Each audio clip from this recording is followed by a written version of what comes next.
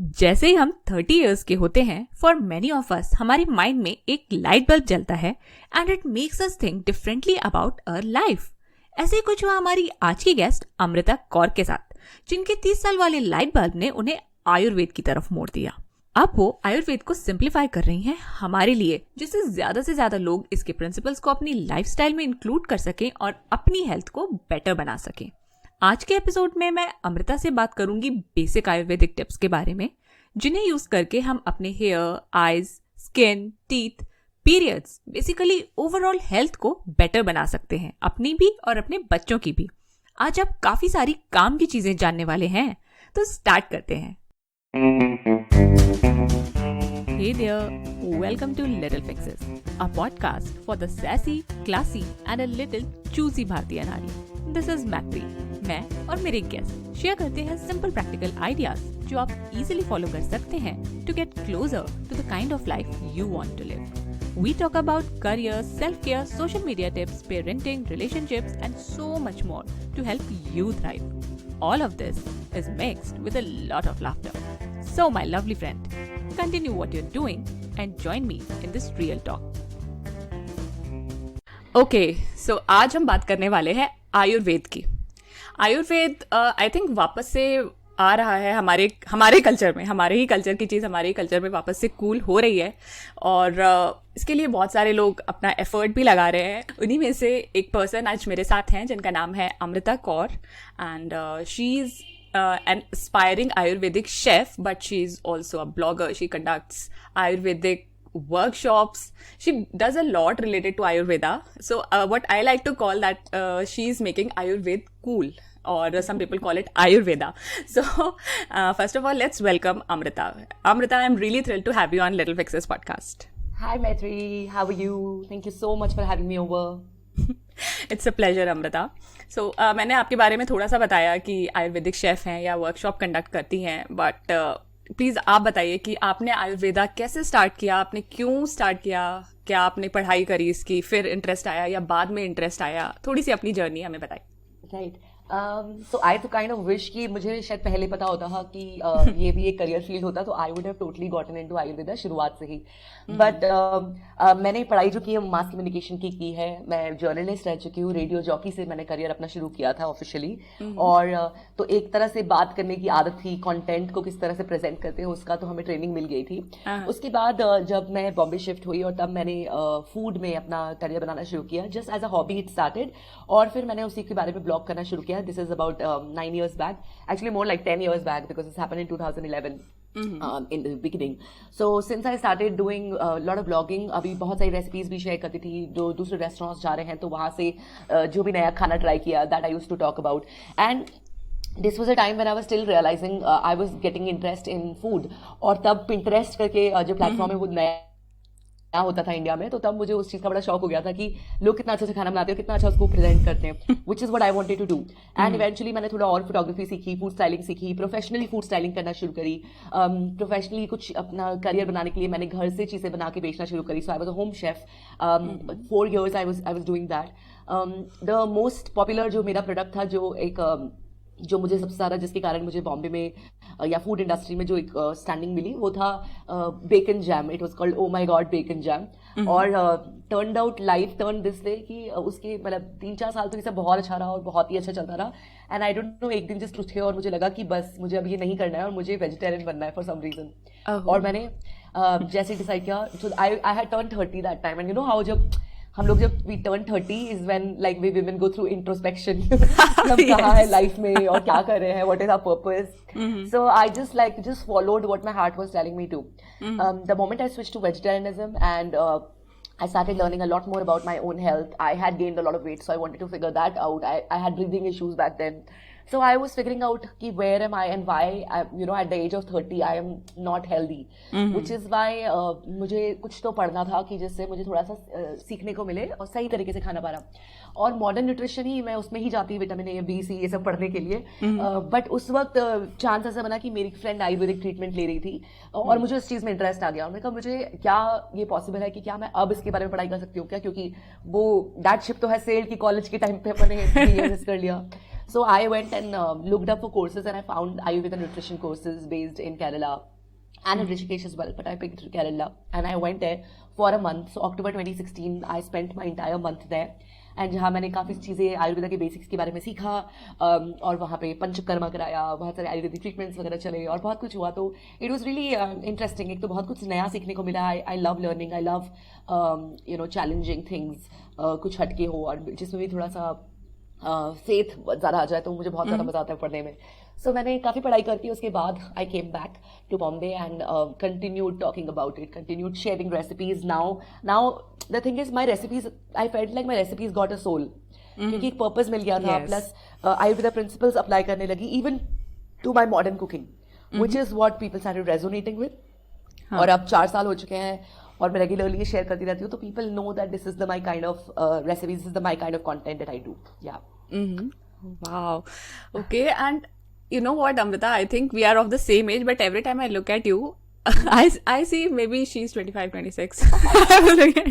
So yes, I think Ayurveda has worked really well for you. And one more thing I would like to add कि आपकी इतनी अच्छी voice है, and you also said कि you were an RJ. So it kind of matches up, and I think you should have a podcast about Ayurveda. It will be amazing. Yeah, someday. हाँ, obviously it should be there. So Amrita, Ayurveda basically क्या होता है? इसमें लोग बोलते हैं कि ये क्या सिर्फ आपको हरी चीजें खानी होती हैं या सिर्फ सब्जी खानी होती है या रोटी खानी होती है, मतलब एक बेसिक क्या है आयुर्वेदा का? मुझे भी यही लगता था आयुर्वेदा कोर्स जाने के पहले कि आयुर्वेदा बेसिकली मीन्स कि खिचड़ी खाओ, उबला हुआ खाना खाओ, हरे पत्ते खाओ और कड़वे कड़वे कषाय पियो, नीम करेला जूस पियो. I thought that was Ayurveda. Ayurveda is basically more like a science, Ayurved, basically science of life, science of longevity, a longer life. So it basically teaches you more about your own body. Okay. Ayurveda में वो आपको of course काफ़ी सारे ऐसी rules नहीं कहना चाहूँगी, more like guidelines कि आप ये खाएंगे तो better है और वो खाएंगे तो इस body के लिए better है. But mainly it is about eating local, fresh and seasonal food. Okay. It is also about taking care of your digestion, because every root cause of all the diseases are somewhere digestion, which is why Ayurveda focuses a lot on digestion. So जितना भी हम जो खाना खाएं वो इस तरह से खाएं जो हमारी बॉडी के easy to digest हो. जो भी हम अगर कुछ भी गैप्स, कितना हमें गैप रखना है, कितना खाना है, कैसे खाना है, वो सब इतना एक होलिस्टिक प्रैक्टिस की तरह सिखाया है कि जिससे आपकी बॉडी ना सिर्फ खाने को डाइजेस्ट कर पाती है, एब्जॉर्ब असिमिलेट अच्छे से कर पाती है, plus you feel healthy, immunity बढ़ती है आपकी. सो एज अ लॉन्गर, और इम्यूनिटी बढ़ेगी तो ऑफकोर्स लॉन्गर लाइफ होगी हमारी, और लॉन्गर और हाई क्वालिटी लाइफ होगी, बिकॉज दैट्स वेरी इंपॉर्टेंट. लंबा तो काफी सारे लोग जी लेते हैं, बट हेल्दी होना बहुत जरूरी है, right? So which is why Ayurveda teaches you more about your own body. It teaches you about how you are technically one with the nature. It teaches you that how, मतलब मैं, आप सब, हम सब इसी 5 तत्वों से बने हुए हैं. 5 महाभूता जिसे कहते हैं वो है स्पेस, एयर, फायर, वाटर, अर्थ. और जब आप ये रियलाइज कर लेते हो कि आप सभी एक ही उस चीज से बने हो, तो एक तो आप because Ayurveda is not only about the practice of body, it is the practice of body, mind and soul, everything. So you become much more aware, you come in acceptance space, you understand everybody, while everybody is made of the same things, but every body is different, right? So एक कोई formula सब पे नहीं लगता है. हाँ. तो अगर इसको ये स्पाइसी खाना सूट होता है तो इसको क्यों नहीं होता है? अगर ये चीज इसको, ये इतना ही पानी और इतना ही ये ले रहा है तो इसकी बॉडी इतनी अलग क्यों है? क्यों इसको ये तरह से खाने से पिंपल्स आ देते हैं और इसको कुछ नहीं होता? ऐसे हर बॉडी को समझ पाने के लिए आयुर्वेद ने काफ़ी डिटेल में सब चीज़ें लिखा है. But at the end of the day, even to come back to things, हम ज़्यादा कंफ्यूज ना हो कि वात पित्त का क्या दोष है और हमें कैसे बैलेंस करना है, ये सब हम समझ सकते हैं. हमारी डीपर अंडरस्टैंडिंग के लिए हमें समझना चाहिए. बट मेनली हमें ये समझना चाहिए कि जो भी हम खाते हैं, जिस तरह हम खाते हैं, जिस समय पे हम खाते हैं, और हमारे क्या उस वक्त क्या कर रहे होते हैं जब हम खा रहे हैं, या उसके अलावा भी किस तरह से सो रहे हैं, कितना सो रहे हैं, किस समय पे कितना योग कर रहे हैं या व्यायाम कर रहे हैं, ये सारी चीज़ें हमारी बॉडी के लिए, गुड हेल्थ के लिए कंट्रीब्यूट कर सकती है. या फिर यही सारी चीज़ें अगर हम सही से ना करें तो यही चीज़ हमारे लिए पॉइजन भी बन सकती है और हमें नुकसान भी पहुंचा सकती है. ओके, सो सबकी बॉडी का कॉम्पोजिशन डिफरेंट होता है, अलग अलग चीज़ें इसी हिसाब से खानी चाहिए कि कैसी आपकी बॉडी है. तो फिर इससे मान लीजिए मुझे पता चल गया कि आई एम वाता टाइप, अगर मैं इसको बैलेंस करती हूँ तो मुझे क्या बेनिफिट्स दिखेंगे? सो पहले तो ये बात करना जरूरी है कि ये दोषाज है क्या, वात क्या है, पित्त क्या है, कफ क्या है. सो इनको बायो एनर्जीज कहा जा सकता है, इनको फंडामेंटल यूनिट कहा जा सकता है, क्योंकि ये जो दोष हैं ये हमारी बॉडी में सारे जो फंक्शंस हो रहे हैं उनको रिस्पॉन्सिबल है. तो जैसे अगर सिर्फ ऐसा नहीं कि आपकी वाता बॉडी टाइप ही है या पित्त बॉडी टाइप ही है या काफी है, आपकी बॉडी में ये तीनों है. और ये तीनों एक कुछ इनका फंक्शन है. जो वात है हमारी बॉडी में सारे मूवमेंट का काम करता है. तो जितने भी मूवमेंट हो रहे हैं हमारी बॉडी में, जैसे कि रेस्पिरेशन, हम ऑक्सीजन ले रहे हैं, कार्बन डाइऑक्साइड छोड़ रहे हैं, जैसे ब्लड सर्कुलेशन हो रहा है, खाना नीचे मूव हो रहा है, जॉइंट्स को मूव कर पा रहे हैं, सोच पा रहे हैं, बोल पा रहे हैं, यूरिनेशन, एक्सक्रीशन, मेंस्ट्रुएशन, एजैकुलेशन, ये सारे मूवमेंट्स इजीली हो पा रहे हैं हमारी बॉडी में. हार्ट बीट प्रॉपर्ली हो पा रही है. सो ये जो वॉलंटरी इनवॉलंटरी फंक्शंस जो हम कर रहे हैं ये हमारी वाता एनर्जी ही हमसे कराती है. अगर ये ज्यादा होती है तो ये मूवमेंट आप देखेंगे कहीं बहुत ज्यादा इनवॉलंटरी ज्यादा हो रहे हैं. फॉर एग्जाम्पल कुछ लोग को ज्यादा हार्ट बीट हो रही है, बहुत ज्यादा कुछ और कोई मूवमेंट हो रहा है, जॉइंट पेन शुरू हो गया है, बहुत सारी चीजें हो सकती है. और इसी तरह से अगर ये कम हुआ है तो ऑब्स्ट्रक्शन हो सकता है, फ्लो प्रॉपर नहीं हो रहा है तो हो सकता है सुन पड़ जाता है, कुछ लोगों को पैर बार बार सोने लग जाता है, बहुत सारी चीजें हो सकती है. और अगर यही मूवमेंट अगर दिमाग में बहुत ज्यादा चल रहा है तो एंग्शियस थॉट्स आ सकते हैं, ओवर थिंकिंग हो सकती है, राइट. तो हर एक ये एनर्जी का एक फंक्शन है. पित्त दोष क्या कर रहा है, मेटाबॉलिज्म कर रहा है, फूड को डाइजेस्ट कर रहा है. पित्त ऑल्सो हमारे बॉडी टेम्परेचर को रेगुलेट कर रहा है, हमारे स्किन, हमारे हेयर, हमारे सब चीज को कलर भी दे रहा है आंखों को, राइट. और इसी तरह से कफा का जो फंक्शन है, क्योंकि वो अर्थ और वाटर एलिमेंट से बना है, वो हमारी बॉडी को स्ट्रक्चर दे रहा है, एक स्टेबिलिटी दे रहा है. जितने भी हमारे सेल्स हैं, जितने भी हमारे टिश्यूज हैं, टिश्यूज को आयुर्वेद में धातु कहा जाता है, तो जितने भी हमारे सेल्स हैं, हमारे धातुज हैं, हमारे बोन्स हैं, हमारे मसल्स हैं, फैट है, हेयर, नेल, टीथ, जो भी हमारी बॉडी का जो फिजियोलॉजिकल पार्ट है, एनाटॉमिकल पार्ट है, इसको पूरे को ये कफा फंक्शन बनाता है और इसको मेंटेन करता है. ज्यादा हुआ तो हो सकता है आप एक्स्ट्रा ग्रोथ देखेंगे, और कम हुआ तो शायद कोई अंडर मैलनरिश भी देखेंगे. अब यही बात है, ये तीनों का फंक्शन तो है. हम ये समझना जरूरी कि हम में तीनों ये एनर्जीज हैं और हमें किसी भी पॉइंट पे इन तीनों एनर्जीज को बैलेंस में लाना है, राइट. अब जब बात करते हैं आयुर्वेदिक बॉडी टाइप के बारे में, तो ऐसा है कि हो सकता है कि आप, जैसे मैंने कहा कि हम सब बनते हैं स्पेस, एयर, फायर, वाटर, अर्थ से, तो हो सकता है आप में ज्यादा एयर हो, मुझ में ज्यादा फायर हो, या किसी और में ज्यादा अर्थ हो. और इसी से डिफाइन हो रहा है कि हमारी प्रकृति क्या होगी, हमारी आयुर्वेदिक बॉडी टाइप क्या होगी. मैं वात टाइप होंगी या पित्त टाइप या कफ टाइप. एंड मोस्ट लोग हमारे कॉम्बिनेशन होते हैं. मैं वात पित्त हूँ, वात ज्यादा है, पित्त कम है, और कफ उससे भी कम है. बट हमारी जिस तरह से हम खान पान रहते हैं, सो रहे हैं, जिस तरह से कर रहे हैं, उससे हमारे किसी भी इन तीन दोष में विकृति आ सकती है. तो इसीलिए हमें बस कोशिश करना है कि ये बैलेंस में रहे. बहुत ही इंपॉर्टेंट है. ओके. और यस यस नो, तो ये अगर हमारे दोषास बैलेंस में रहेंगे, हमारी अग्नि जो हमारे अंदर है अगर वो उसको बैलेंस में रहेगी, हमारे धातु जो टिश्यूज है वो बैलेंस में रहेंगे, अगर हमारा मन प्रसन्न है, हमारे इंद्रिया मानस, हमारे माइंड और हमारे सेंसेस सही से वर्क कर रहे हैं, एंड मल क्रिया प्रॉपर हो रहा है, हमारा एक्सक्रीशन, यूरिनेशन प्रॉपर हो रहा है, स्वेटिंग प्रॉपर हो रही है, that means this person is going to be a healthy person because everything is in balance. Right. Okay, so you know what? I laughed a little when you mentioned Vata because whatever you were saying was applicable to me. और ये joint pain वाला हो गया. फिर joint pain जब अब मैंने exercise से और इन सबसे अपने आप को कंट्रोल किया तो मेरा ओवर थिंकिंग वाला बहुत ज्यादा होने लगा है. आई वॉज लाइक ये जो बोल रही है ये सही बोल रही है. अच्छा, तो क्या ये जो बॉडी टाइप्स जो आपने बताया, क्या ये चेंज भी होते हैं विद एज या फिर हमारी लाइफस्टाइल से? सो ऐसा है कि चेंज इस तरह से हमारी प्रकृति चेंज नहीं होती है. जो हम जिस चीज से बॉर्न हुए हैं, हमारी वात पित्त प्रकृति अगर मेरी रही है तो वो जिंदगी भर वैसी ही रहेगी. बट जैसे बीच में 7-8 साल थे जब मैंने बहुत ज्यादा वेट गेन कर लिया, और वेट गेन कर लिया क्यों गेन किया? Because of lifestyle issues. अब वो मेरा कफा इम्बैलेंस हो गया, तो वो विकृति डेवलप हो गई, क्योंकि हमारा खान पान रहन सहन से कोई भी दोषा इम्बैलेंस हो सकता है.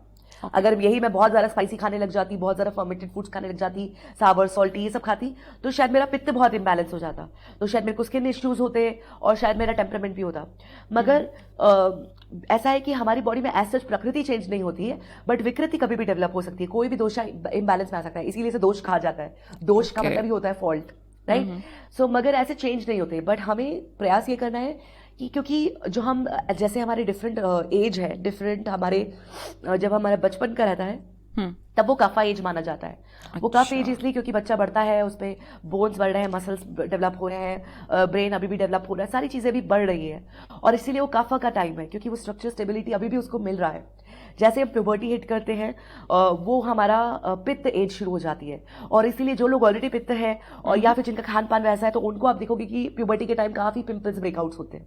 राइट सबको नहीं होते हैं, कुछ लोग होते हैं। और इसीलिए जैसे, और ये हमारे इंटायर अडल्टहुड, जब तक हम हमारे कमाने के और कर्म योग के प्रति वो है कि हमें रहना सहना है, कमाना है, अपनी गृहस्थ जीवन को निभाना है, बच्चे पैदा करने, वट इस इंटायर पूरे टाइम पे पित्त एज रहती है।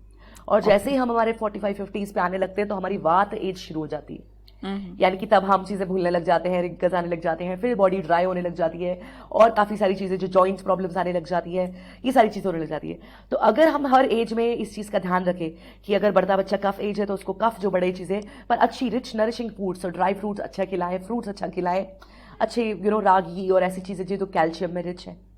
और जैसे हम पित्त एज में आए तो हमें उसको कूल डाउन भी करना है, मेडिटेशन करना है, और ज्यादा over package foods, spicy foods, fermented foods को नहीं खाना है। राइट। और ऐसी वात एज में शुरुआत में ही, मेनोपॉज से पहले ही हम सबको अभ्यंगम प्रैक्टिस करना चाहिए, हमारी जॉइंट्स का ध्यान रखना चाहिए, ऑयल मसाजेस करना चाहिए, वॉक करना चाहिए, और ये सब चीजों से हम अपना बुढ़ापा को भी सवेर सकते हैं, as simple as that. Okay. So जैसा आपने बताया कि बैलेंस करना है, ये सब करना है, या जो खाना है वो अपनी बॉडी टाइप के हिसाब से खाना है, तो आई बिलीव कि इसको हम लोग अपनी जो सो कॉल्ड मॉडर्न लाइफस्टाइल है उसमें इजीली इंक्लूड कर सकते हैं, राइट? या एब्सोल्युटली। ओके। सो फिर क्या, जैसे बोला जाता है कि समर विंटर रेन्स जैसे सीजन होते हैं, आपने बोला भी कि फ्रेश खाओ, लोकल खाओ, तो फिर इसी जो चीज़ें आपके सीजन में आपके एरिया में मिल रही हैं, रीजन में मिल रही हैं, वही खाना चाहिए हर सीजन के अकॉर्डिंग, जितना हो सके। और वो क्या हो गया कि आजकल एग्रीकल्चर की जो एडवांसमेंट्स हो गए हैं कि सारे सीड्स मोस्टली हाइब्रिड होते हैं, वेयर जो जैसे अभी आज जो हम गेहूं भी खाते हैं वो डॉफ वैरायटी गेहूं खाते हैं, और जो हम पहले खाते थे वो अलग होती थी। उसमें कम यील्ड होता था, मगर वो हमारे लिए ज्यादा सूट करती थी, हमारी बॉडी उसको डाइजेस्ट कर पाती थी। इसीलिए हम देख रहे हैं कि आजकल के लोगों को ग्लूटेन इंटॉलरेंस होने लगा है। वही जो गेहूं हम इतने सालों से खा रहे हैं वो नहीं उनको सूट कर रही है। या डेयरी भी दे लें तो डेयरी भी जिस तरह से हम पहले इतना पीते थे, इतना खाते थे, वो आज लोगों को उतना सूट नहीं करता। हमारे इंडिया में बहुत लोगों को लैक्टोज इंटॉलरेंस होने लगा है। और वो क्यों होने लगा है? क्योंकि हमारी कंज्यूमरिज्म, कैपिटलिज्म और इस सब के कारण ये क्वालिटी वैसी नहीं रही है चीज़ों की। तो जितना, इसीलिए कहते हैं ऑर्गेनिक खाएं। दूध की भी जो बात करें तो देसी गाय का दूध, A2 cow milk is always more better than us for anything in comparison to anything else, right? तो ये बहुत जरूरी है हमें कि हम समझे कि एक्चुअली सीजन में क्या है, इस समय क्या उगता है, और वो खाएं। अभी हर चीज का लॉजिक होता है। अभी आज हमारा शरद ऋतु शुरू हो चुका है, जो मिड सितंबर शुरू होता है, और शरद ऋतु जब शुरू होता है, जब मानसून खत्म होने के बाद, आप नोटिस करें कितना गर्म हो गया ये सीजन। मतलब हमें कितनी गर्मी लगने लगी है फिर से बारिश के बाद, और ऐसा लगता है बारिश वापस आ जाए या ठंड शुरू हो जाए। तो ये जो शरद ऋतु है, ये हमें समझने की जरूरत है कि इस तरह से हमारे मौसम काम करते हैं। अभी जैसे लॉजिकली मॉनसून के टाइम पे, मॉनसून से पहले हमारी ग्रीष्म ऋतु थी, समर्स का टाइम था, बहुत गर्मी तब लगती थी। क्योंकि सन हमें डायरेक्टली रीच करता था, और ये टाइम था जब उत्तरायण, सन उत्तर पोजीशन पे रहता था, नॉर्थ में। बट जैसे मॉनसून शुरू होता है, सन आ जाता है दक्षिण पोजीशन में, तो हमारा ठंडा मौसम शुरू होने लग जाता है। सन की इतनी एनर्जी रहती नहीं है। बट जैसे ही क्लाउड्स हटते हैं हमारे मॉनसून खत्म होने पर, वैसे सन हमें डायरेक्टली अगेन पहुंच रहा है हमारे पास, और इसीलिए हमें ये गर्म फील हो रहा है। तो ये मौसम फिर से हो जाता है जहाँ पे हमारी पित्त बढ़ रही है। और इसी टाइम पे अगर आप देखो तो जो हमें सीजन में हमें जो फ्रूट्स मिलते हैं वो ऐसे होते हैं जो हमें कूलिंग करें। जैसे अभी सिंघाड़ा आना शुरू हो गया है, या फिर सीताफल शुरू हो गया है। सीताफल का मतलब ये शीतफल, शीत मीन्स कूलिंग। अच्छा। So it's so amazing that when you start paying attention to this, everything works this way. Right. और आपने ये भी बोला कि हमें अपनी देसी चीज़ें, या अभी जैसे जेनेटिकली मॉडिफाइड या इस टाइप की चीज़ें आने लगी हैं, तो लेकिन अभी जो हमारा एनवायरनमेंट है उसमें भी इतना ज़्यादा पॉल्यूशन भी है, तो कई बार लोग ये भी बोलते हैं कि जो चीज़ पहले वर्क करती थी वो शायद अब वर्क नहीं करेगी। तो इस चीज़ को हम कैसे बैलेंस कर सकते हैं? I personally prefer, I think what we need to find is a balance between the new and the old. Okay. It's not like today मैं ये नहीं कह रही हूँ कि आप किनवा और ओट्स मत खाओ क्योंकि हमारे इंडिया के नहीं है, या आप ये मत करो या वो मत करो बिकॉज पहले जैसा नहीं है। अब जैसे ये जो टॉपिक आपने पूछा, ये क्वेश्चन पूछा, ये very it's related to like mainly fruits. लोग फ्रूट्स का समझते हैं कि फ्रूट्स पहले जैसे नहीं आते। हाँ। अब अगर ऑर्गेनिक फ्रूट्स खा रहे हैं तो समझ लो वो पहले जैसे भी हो सकते हैं बिकॉज वो सीजनल होंगे, और उसके अंदर कोई हम एक्सटर्नल फर्टिलाइजर, पेस्टिसाइड्स नहीं डालेंगे। और जिस तरह से आप सींचेंगे और जिस तरह से ऑर्गेनिक फार्मिंग करेंगे, ऑल नेचुरल फार्मिंग करेंगे, जिसमें सॉइल को आप इनफ ब्रेक देते हैं और इनफ उसमें नाइट्रोजन बनने देते हैं, बहुत सारी चीजें होती है। उससे प्रैक्टिस से तो आपको उस फ्रूट्स पे ज्यादा गुण मिलेंगे ही मिलेंगे, ऐसी बात है। पर ऑफ कोर्स आज की तारीख में आप उसको एक प्राइस आपको पे करना पड़ेगा, क्योंकि वो इतना कॉमन नहीं है, क्योंकि उसको एक सस्टेनेबल मॉडल वो इसलिए नहीं हो पाता क्योंकि लोगों का यील्ड वर्सेस क्रॉप जो है, जो जितना हो पा रहा है वो प्रॉपर नहीं हो पाता। इसीलिए एक अगर आपको कहते हैं तो आपको मिल तो सकता है, अगर आपको अगर आपको सोर्स मिले। And of course these days people have an options of adding supplements and vitamins and all of that externally. और अगर आपको लगता है कि वो शायद नहीं पूरा हो रहा तो आप उन चीजों से भी पूरा कर सकते हैं। अगर मैं मानती हूँ अगर जैसे सिट्रस फ्रूट्स मुझे प्रॉपर नहीं मिल रहे हैं, ऑरेंजेस, मौसम्बी, जो भी अगर सीजन में सही नहीं आती है तो मैं क्या करूँ? तो क्या मैं आंवला खा सकती हूँ, क्योंकि विटामिन सी तो सबसे ज्यादा उसी में ही है। हाँ. और आंवला भले सीजन में एक बार आता है, बट उसको डिहाइड्रेट कर सकते हैं, जूस बना सकते हैं, कैंडी कर सकते हैं, बहुत सारी चीजों से आप उसको विटामिन सी उसका स्टिल भी उपलब्ध आपके लिए होगा, राइट? तो ऐसे करके अपनी बॉडी को हम सप्लीमेंट्स दे सकते हैं। इसी तरह से अगर भले एप्पल से आज हमें आयरन नहीं मिलता है, एप्पल्स क्योंकि अभी साल भर एप्पल मिलता है, मैं तो कभी ना खाऊं एप्पल्स, क्योंकि वो एप्पल्स तो हमारे लिए है ही नहीं खाते हैं। हमारे लिए एप्पल्स कौन से, जो कश्मीरी एप्पल्स अब आना शुरू होते हैं ये मौसम में। क्योंकि एप्पल्स भी अगेन, एप्पल्स का भी समझिए ना, क्यों इतने सस्ते 100 और 125 रुपए किलो के एप्पल्स हमें थ्रू आउट द ईयर क्यों मिल जाते हैं? और ये कौन से है, ये जो फूजी एप्पल और रेड वॉशिंगटन एप्पल और ये सब कहाँ से आ रहे हैं? तो ये सब सरप्लस बाहर यूएस में या हर जगह पे वहां पे ग्रो होता है। और उनकी क्योंकि हर चीज की ग्रेडिंग होती है, राइट? ये हाई क्वालिटी अपने भी होती है ऑफकोर्स, बट ग्रेडिंग होती है, कौन सा फूड हाई ग्रेड का है, एक्सपोर्ट होगा, कौन सा है ये इस प्राइस पे लगेगा, कौन सा ये होगा।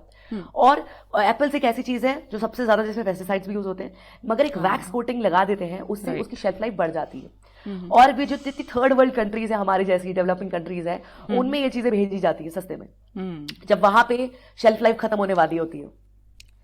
तो हमें ये समझने की जरूरत है कि हमारा खाना आ कहाँ से रहा है, क्यों हमें इस सीजन पे ये मिल रहा है। राइट। मैं अपने हस्बैंड से बोलती भी हूँ कभी कभी कि अभी तो ये आ रहा है, ले आओ ना, तो ही सेड कि नहीं ला सकते हैं, because it is not seasonal, ये कहीं बाहर से आ रहा है, ये मॉडिफाइड है, इसमें ये है वो है, तो अभी हम लोग नहीं खाएंगे। तो वही ये जो हमें करना है ये खुद करना है। और ultimately everything is also about faith. मैं अगर कुछ एकदम ताज़ा भी खा रही हूँ, अच्छा भी खा रही हूँ, मगर मुझे विश्वास ही नहीं है और मुझे तब वो लगता है कि पता नहीं कैसा, और पता नहीं मुझे ये नहीं अच्छा लगेगा और मुझे ये सूट नहीं करेगा और मेरी बॉडी ऐसी होगी, तो वही आप चीज़ इसके लिए जहर भी काम करेगी, जहर जैसा काम करेगी। और यही कोई नॉर्मल चीज़ जो बिल्कुल इतना शायद इतनी हेल्थ बेनिफिट्स वाली नहीं हो, बट आप विश्वास के साथ पूरे फेथ के साथ खाते तो वही चीज़ आपको काफ़ी एक मेडिसिन की तरह काम करती है। So everything is also about faith, you know. Okay. If possible, please grow your own food. There's nothing like this. This is my life goal to be able to grow my own food someday. Simple. Wow. So मुझे लगता है जैसे बोला जाता है ना कि अच्छे मन से खाना खाओ. Right. So, absolutely. ओके, सो अब हम लोग थोड़ी अपनी करंट लाइफस्टाइल के बारे में बात करते हैं, जो लोग बहुत कॉमन प्रैक्टिसेस हैं, जैसे लोग बोलते हैं कि दही नहीं खाना चाहिए, जैसे इवनिंग में नहीं खाना चाहिए या फिर विंटर्स में नहीं खाना चाहिए, तो दही के बारे में क्या थॉट्स हैं? सो दही का ऐसा कहा जाता है हमें दही इसलिए नहीं खाना चाहिए बिकॉज दही होता है एक तो बहुत हैवी। ओके, दही होता है हैवी। दही ऑल्सो, जो लोगों को लगता है दही कूलिंग होता है, बट दही एक्चुअली हीट ही होता है, क्योंकि फर्मेंटेड प्रोडक्ट है, बैक्टीरियल एक्टिविटी चल रही है उसमें।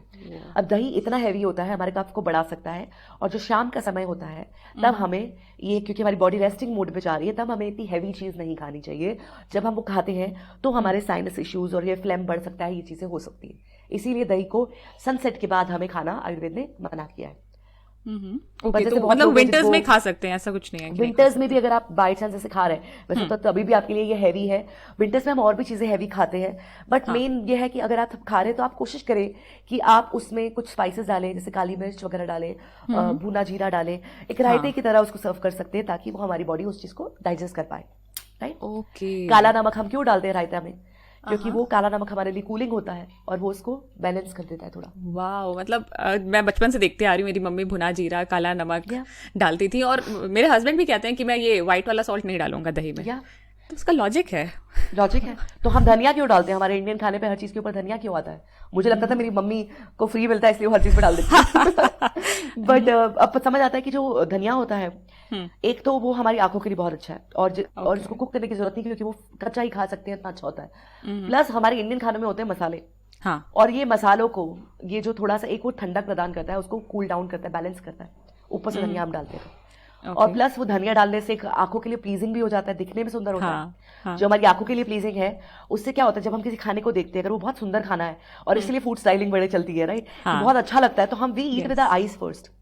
When we look at the food, when we smell our food, when we see this, जब ये हमारे सेंसेस इन्वॉल्व होते हैं, तो हमारी बॉडी उस एंटिसिपेशन में डाइजेस्टिव जूसेस और डाइजेस्टिव जूसेस को प्रोड्यूस करता है, क्योंकि वो एंटिसिपेट कर रहा है, भूख अच्छे से लगती है, पानी आ जाता है, पानी आता है। पानी क्या है? सलाइवा में भी तो डाइजेस्टिव एंजाइम्स है। अभी बात करते करते मुंह में पानी आ रहा है, राइट?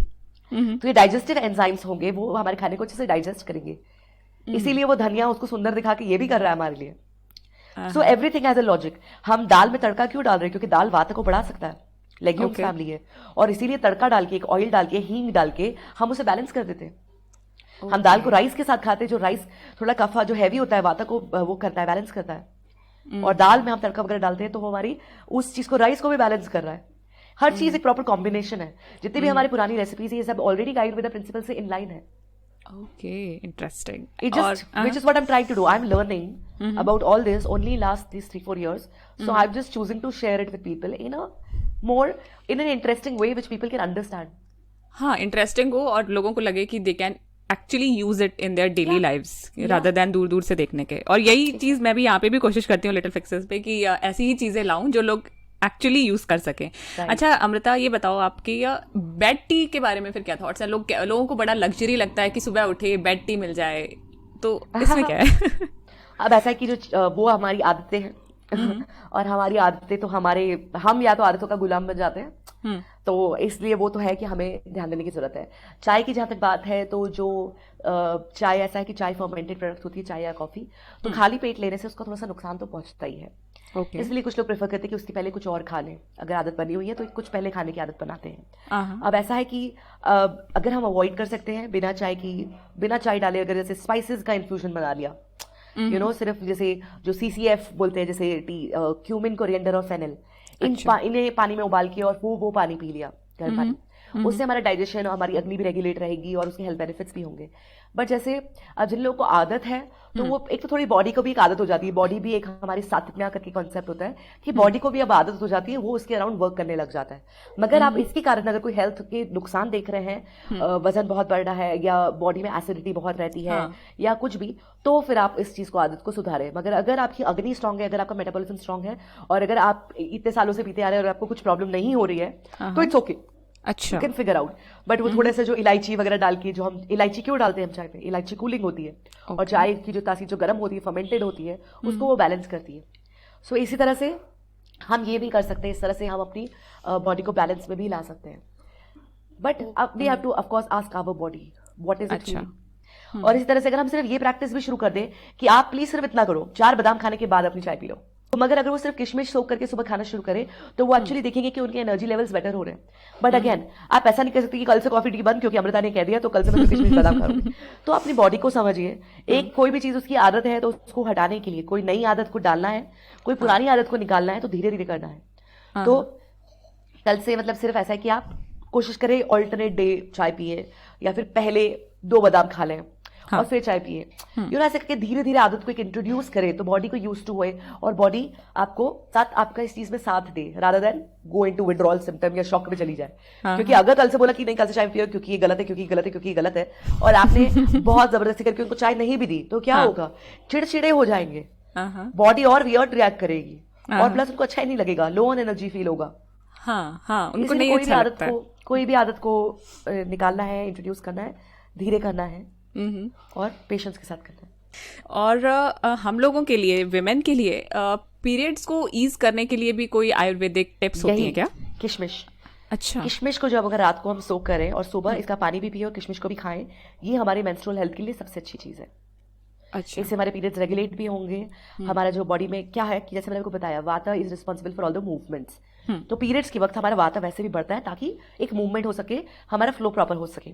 और कुछ लोगों का ये जो ज्यादा है या वाता इम्बैलेंस में है, उन लोगों को जैसे बहुत ज्यादा पेन फील हो रहा है, ओवरफ्लो हो रहा है या कम फ्लो हो रहा है, ये सारी प्रॉब्लम्स होती है. बहुत सारे लोगों को, जैसे मुझे बेली पेन इतना नहीं होता जितने कि मुझे बैक पेन होता है पीरियड्स के वक्त. और वाता एक बैक पेन भी लाता है क्योंकि वाता की सीट ही है लोअर एरिया है हमारी बॉडी की, राइट. सो इस समय पे किशमिश हमें काफ़ी बैलेंस करता है. और कोई भी चीज़ जो अगर थोड़ी सी स्वीट हो, थोड़ी सी ऑयली हो, अंक्चुअस हो, नरिशिंग हो और वार्म हो, इसीलिए कुछ ऐसा गरम लेना, सूप पीना या बेसन का शीरा खाना, या मुझे तो कड़ा प्रसाद खाने में बड़ा मजा आता है जब पीरियड्स होते हैं क्योंकि वो वाता को बैलेंस करता है और हमारी बॉडी को वो नरिशमेंट देता है. एंड पीरियड्स का टाइम होता ही है कि हमें अपनी बॉडी को रेस्ट देना चाहिए. It's trying to like lot of people do workout, lot of people do this thing Ayurveda में. और ये हमारी ट्रेडिशनल में क्यों कहा गया कि हमें काम नहीं करना चाहिए? Because at that time you just want to give your body a break so that it can clear all the things. हम अगर हम साइंस को समझे तो जो हमारी बॉडी में हर हर महीने वो जो एक ओवम बनता है कि एग रेडी होता है कि ताकि अगर स्पर्म आए तो वो फ्यूज होके प्रेगनेंसी कर पाएगा, मगर अगर वो हम नहीं कर रहे तो वो अपनी बॉडी में बनेगा मगर फिर उसको डीजनरेट करेगा। ये हमारी मेंस्ट्रुअल साइकिल होती है। और जब वो फाइनली इतना डीजनरेट होने लग जाता है कि जब वो उसको बाहर निकलना है तो हमारे पीरियड्स तरह होते हैं, राइट। तो बॉडी रिपेयर एक डिटॉक्स साइकिल से जा रही है, तो उसको हेल्प करे ज्यादा वर्कआउट करके और उसको वाता को इम्बैलेंस में ना लाए। थोड़ा बहुत बेसिक योग कर ले या वॉक कर ले और थोड़ा गर्म पानी की सिकाई करें या गर्म चीजें पिए, गर्म चीजें खाएं, ऑयली चीजें थोड़ा घी वगैरह अच्छे से खाएं, खिचड़ी खाएं, सूप पिए, उससे हमारी काफी बॉडी को अच्छा बैलेंस मिलता है। और किशमिश से हमारी मेंस्ट्रुअल हेल्थ काफी सही होती है। अच्छा, तो किशमिश मतलब डेली भी खा सकते हैं, ऐसा नहीं है कि पीरियड स्टार्ट होने वाला है तो खाओ, आप खाते डेली रहो? खा सकते हैं या अच्छा, लाइक 4-5 हमने रात में सोक कर दी और नेक्स्ट मॉर्निंग खा लिया। एग्जैक्टली। वाओ, सो किशमिश खानी चाहिए। एंड ओके, और हेयर की अगर बात करें तो हेयर के लिए भी हम कोई अगर पर्टिकुलर प्रोडक्ट, चाहे वो रेडीमेड हो या होममेड हो, वो भी हम अपनी बॉडी टाइप के हिसाब से डिसाइड कर सकते हैं, या फिर उसके लिए कोई एक पर्टिकुलर हेयर ऑयल या कोई और रेसिपी है जो हर किसी के हेयर के लिए वर्क कर सकती है? जैसे मॉडर्न में बात करते हैं तो काफी सारे हेयर पैक्स वगैरह हम देखते हैं, तो अगर आपकी स्कैल्प ऑयली है तो आप इसमें ये ना डालें या उसमें वो डालें, ये सारी चीजें होती है। बट आयुर्वेद के हिसाब से अगर देखा जाए तो हेयर क्या है, हेयर भी आपका पार्ट ऑफ कफा है, राइट। हेयर भी आपको in fact it is a by product. जब हमारी बोन्स वगैरह बोन्स बनते हैं, टीथ बनते हैं, तो ये टीथ उसका बाय प्रोडक्ट है, हेयर बाय प्रोडक्ट है, इमेजिन। तो अगर हमारी बोन हेल्थ स्ट्रांग रहेगी, हमारे हेयर अच्छे होंगे। अब बोन हेल्थ के लिए हमें पता है कि हड्डियों के लिए हमें क्या खाना चाहिए, हमें कैल्शियम अच्छे से लेना चाहिए, हमें good fats, nuts, seeds, dry fruits, ये सब चीज़ें बहुत हमारे लिए वर्क करती है। ऑयल बाहर एक्सटर्नली लगाना भी बहुत अच्छा वर्क करता है। इसी तरह से हम बालों में भी एक्सटर्नली ऑयल वगैरह लगाते हैं, वो सब चीज़ें हमें काफ़ी फायदेमंद रहती है। और फिर गुड फैट्स खाएंगे, प्रोटीन खाएंगे, तो वो हमारे बालों के लिए अगेन बहुत अच्छी है। सो ऐसे तो आप हेयर पैक वगैरह, ऑयल वगैरह रेगुलर कर सकते हैं। But overall if you look at like Ayurvedic herbs जो कि हेयर हेल्थ के लिए बहुत अच्छे हैं, वो है आंवला। आंवला हमारे बालों के लिए बहुत बहुत अच्छा है। Plus there is something called Mahabhringraj, which is आपने आयुर्वेदिक ऑयल्स देखे होंगे, हरे कलर के दिखते हैं, कि वो महाभृंगराज से उसको कलर मिलता है। अच्छा। वो हमारे बालों के लिए बहुत अच्छा होता है। ब्राह्मी हमारे ओवरऑल बालों के लिए भी अच्छा है, और हमारे सर के लिए, सर दर्द हो तो ब्राह्मी का ऑयल वगैरह लगाए, और एंजाइटी वगैरह, नींद को बहुत अच्छी लाता है। तो ये चीजें हैं जो आपके, plus hibiscus, hibiscus is very good for a hair. Hibiscus flowers बहुत इजीली ग्रो होते हैं, हमारे घर में ग्रो हो सकते हैं। उसको आप क्रश करके उसका पेस्ट बना के भी लगा सकते हो, उसका पाउडर भी मिलता है, वो भी आप हेयर पैक में यूज कर सकते हैं। फिर ये सारी चीजें जो होती है, जैसे दही हो गई या फिर बनाना हो गया, हनी हो गया, ऑयल हो गए, ये जितनी भी देखो आप जो रिच फूड्स है एकदम, ये हमारे हेयर की हेल्थ को भी बढ़ा सकते हैं। बट ओवरऑल अपने को अगेन देखना है कि जैसे स्पाइसी चीज खाएंगे, बहुत सॉल्टी चीज खाएंगे, सॉल्ट जो लोग ज्यादा सॉल्ट खाते हैं, और सॉल्ट ऐसा नहीं कि जो खाने में ही नमक ज्यादा खाते हैं, बट जो लोग चिप्स वगैरह खाते हैं, बाहर का पैकेज फूड खाते हैं, फरसान ज्यादा खाते हैं, वो सब में बहुत कुछ सॉल्ट है। जो लोग ये ज्यादा खाते हैं उनको बीपी वगैरह इशू तो ऑफकोर्स देखा जाता है, बट उनको जैसे उनके बाल जल्दी ग्रे हो जाते हैं, premature greying of hair, wrinkles जल्दी होते हैं सॉल्ट से। बट सावर स्पाइसी खाने से भी हमारे बाल जल्दी, हमें हेयर लॉस होता है, हेयर फॉल होता है। Okay, which is why we need to also bring everything back in balance.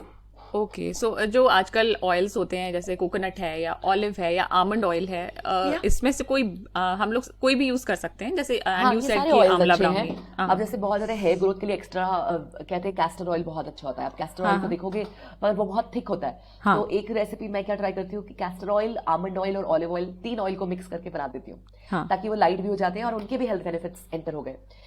इसके अलावा हेयर पैक्स वगैरह रेगुलर करें तो उससे काफी आपकी, और अच्छा खाएं, रहन सहन, खाना पीना अच्छा होगा, स्ट्रेस कम करें, मेडिटेशन करें, स्ट्रेस कम करेंगे तो उससे भी हमारे हेयर फॉल कम होगा। ओके, सो अभी जब आपने हेयर का बताया तो आपने थोड़ा सा टीथ के बारे में भी बताया कि ये नट्स है या कैल्शियम वाली चीजें ज्यादा खानी चाहिए, और भी कोई स्पेसिफिक टिप्स हैं टीथ के लिए? मेन तो ये है कि आपको टीथ की अपनी ओरल हेल्थ का बहुत ध्यान देना है। तो जैसे आयुर्वेद में तो दातुन वगैरह नीम की हम करते थे, जो आजकल हम नहीं करते हैं। अगर वो चीजें हम ट्राई करें तो वो भी बहुत हेल्थ बेनिफिट्स होंगे। And there something called oil pulling, जो हम रोज सुबह उठ के एक सुबह मुंह में 1 चम्मच ऑयल डाल के स्विश करते हैं, उससे भी हमारी ओरल हेल्थ बहुत अच्छी होती है। जो भी एक्स्ट्रा टॉक्सिन से बॉडी से बाहर निकलते हैं, गम स्ट्रांग होते हैं, टीथ स्ट्रांग होते हैं, और आपका टेस्ट का सेंस अच्छा बनता है। गट हेल्थ बेटर होती है क्योंकि टंग का डायरेक्ट कनेक्शन इंटरनल ऑर्गन से होता है। सो ऑयल पुलिंग प्लस डूइंग, पान चबाने से हमारे टीथ अच्छे होते हैं। बट ऑफकोर्स हम लोग मीठा मीठा गुलकंद, टोबैको, ये सब चीजें डाल के तो उसको खराब कर देते हैं। बट पान, अगर पान का पत्ता रोज चबाएं सुबह, तो आपकी टीथ के लिए काफी अच्छा रहेगा। इसी तरह से हमें ये दंत मंजन और ये सब जो डिफरेंट चीजें, ये सारी चीजें हमें, हमने दांत की हेल्थ को अच्छे से बढ़ा सकती है.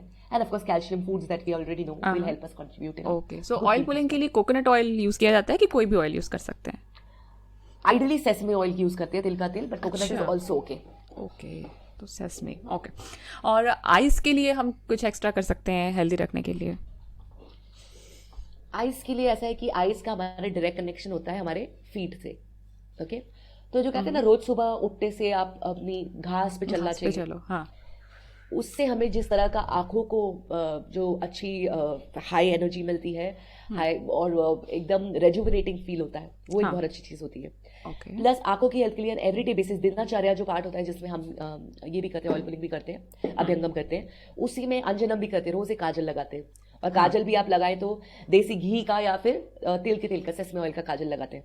अच्छा. और उससे हमारी आंखें बहुत क्लीन रहती है, कोई भी एक्स्ट्रा कचरा वो बाहर निकलता है, ज्यादा विजन क्लियर होता है. और ऑफ कोर्स बहुत सारी चीजें हैं जिससे हमारी आई हेल्थ बेटर हो सकती है. कोरिएंडर, धनिया खाने से हमारी आंखें बहुत अच्छी होती हैं. गाजर खाने से आंखें बहुत अच्छी होती हैं. बीटरूट वगैरह, ये सब चीजों से आपकी काफी हेल्थ, आई हेल्थ भी अच्छी हो सकती है. जब क्योंकि हम लोग बहुत स्क्रीन देखते हैं तो हमें ध्यान देने की जरूरत है कि अगर आपकी आई जरा भी टायर्ड फील करती है, please take a break. Anti glare वाले चश्मा वगैरह पहने अगर ज्यादा स्क्रीन टाइम यूज कर रहे हैं तो. आंखों पर की गुलाब जल में सोक्ड रुई को लगा के रखें, बहुत उससे रेजुविनेटिंग होता है. हमारा जो आलोच्य का पित्त है जो हमारे आंखों के लिए रिस्पॉन्सिबल है, उसको काफी कूल डाउन हो जाता है वो. तो कोई भी आंखों से रिलेटेड आपको प्रॉब्लम्स नहीं होंगी अगर आप ये प्रिवेंटिव चीजें करते हैं. अगर आप ऑलरेडी अगर आपके घर में बच्चे हैं और अगर चश्मा उनका नया नया लगा है या चश्मा अगर आसार हो रहे हैं, तो ये एक होम रेमेडी है जो बचपन में आई विश मैंने की होती, but I actually love my specs, so I M okay. Which is सौंफ, मिश्री और बादाम, इन तीनों को इक्वल पार्ट्स में लेकर इनको ब्लेंड करें, पाउडर बना दें, और ये पाउडर रोज 1 चम्मच बच्चों को दें. इससे भी आपके चश्मा ठीक हो सकता है, क्योंकि ये आपको बादाम से काफी नरिशमेंट मिल रहा है. बादाम का शेप भी हमारी आंखों जैसा होता है. क्यों? क्योंकि वो हमारी आंखों के लिए बहुत अच्छा होता है, राइट. प्लस सौंफ और मिश्री दोनों बहुत कूलिंग होते हैं. तो आलोच का पित्त जैसे है, पित्त है वो हीट है, तो उसको वो कूल डाउन करता है और हमारी विजन को क्लियर करता है. तो ये एक चीज है जो आप बचपन से दे सकते हैं और बड़े होकर भी ले सकते हैं. आपकी आंखों की हेल्थ अच्छी होगी इससे. ओके, सौंफ, मिश्री, बादाम का मिक्स बना के. और ये जो आपने बताया कि काजल लगाना चाहिए, काजल कैसे बनाया जाता है? जैसे दिए में आप घी का दिया बनाएं या तेल का बनाएं, तेल के तेल का, और ऊपर एक स्टरलाइज प्लेट लगा दें. उससे जो उसकी जब जोत जलाएंगे तो ऊपर पर ब्लैक इकट्ठा होने लग जाएगा. और वो ब्लैक आप काजल लगा लें, फिर क्लीन कर लें इसको.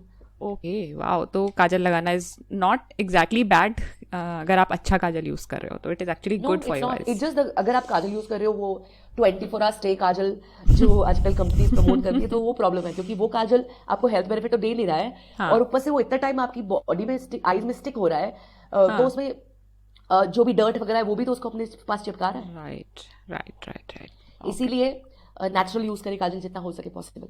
ओके, अमृता, एक चीज और ये बताइए आप हमें कि ये कुकिंग के लिए बेस्ट मेटल कौन सा होता है? कोई बोलता है आयरन, कोई बोलता है स्टील.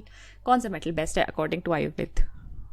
सो अगर आयुर्वेद के हिसाब से तो बेस्ट कुकिंग वेसल्स होते हैं जो मिट्टी के बर्तन होते हैं, जो जैसे चटनी वगैरह साउथ इंडिया में काफी लोग यूज करते हैं, तो मिट्टी के बर्तन में खाना बनाना वो तो बेस्ट होता है. बट आयरन भी बहुत अच्छा है. कास्ट आयरन, अगर हैवी आयरन आप यूज करते हैं तो वो भी अपनी बॉडी उसको जो खाना आया वो खाना आयरन को एब्जॉर्ब करता है. इससे आपके आयरन की कमी नहीं आएगी. तो इसलिए आप ये दोनों का ही इस्तेमाल कर सकते हैं. ओके, सो मिट्टी के बर्तन प्रैक्टिकल हैं क्या अभी जो हम लोग को मिलते हैं? More like new age.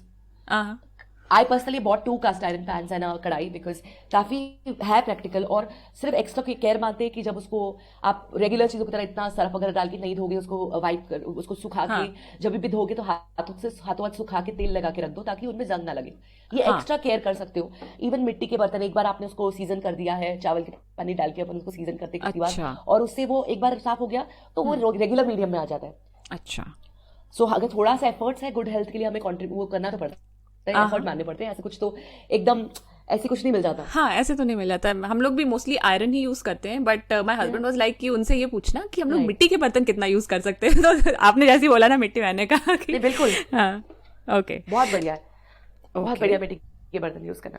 Okay, सो इतनी सारी बातें हो गई. Now we are at the end of our episode. Are there any books on Ayurveda that you recommend? So I have couple of books. Doctor Vasant Lad की बुक्स मुझे बहुत अच्छी लगती हैं. बहुत बेसिक भी है, एडवांस वाली बुक्स भी हैं उनमें. So doctor Vasant Lad. I am also reading a book जिसमें आयुर्वेद और माइंड का कनेक्शन दिया हुआ है, यही सात्विक राजसिक तामसिक वगैरह का. तो वो डेविड फ्रॉली करके एक फिरंग वो है, उनकी पढ़ रही हूँ मैं. वो भी मुझे बहुत अच्छी लग रही है.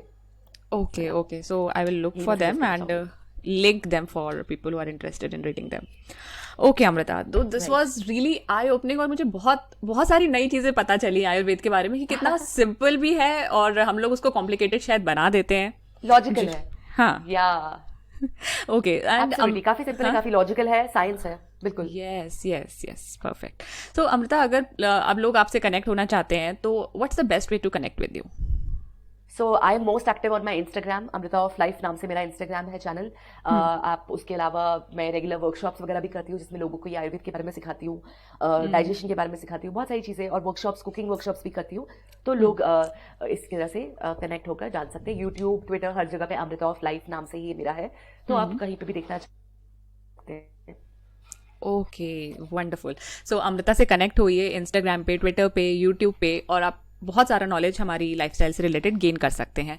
सो Amrita, thank you so much इतना सारा अपना नॉलेज शेयर करने के लिए और ओपनली शेयर करने के लिए एक्चुअली, और इतना सारा टाइम देने के लिए. Thank you so much. No I love sharing. मतलब अभी मुझे ऐसा लगने लगा है कि मुझे भी 4 साल पहले कुछ नहीं पता था और ये सब चीज़ें पता चली है तो मेरी हेल्थ को इतने फायदे हो रहे हैं तो मैं और भी लोगों को बताऊं. इसलिए मुझे बहुत मजा आता है शेयर करने में. So thank you so much for having me over. I love recording, I love doing this as a मतलब पास में, क्योंकि रेडियो जॉकिंग करके बड़ा मजा आता है सब चीजें करने में. So I am just grateful to you for giving me this opportunity to share. Thank you so much Maitri. This chat was mind blowing. Amrita ने जो बुक्स बताई हैं उनके लिंक्स मैं आपको शो नोट्स में दे दूंगी. और आपको ये चैट सुन के जरूर ये लगा होगा कि कितना सिंपल है इन चीजों को फॉलो करना और अपनी फैमिली की हेल्थ को इम्प्रूव करना. अगर आपको हेल्पफुल लगा तो please share this episode with your friends and family and on social media.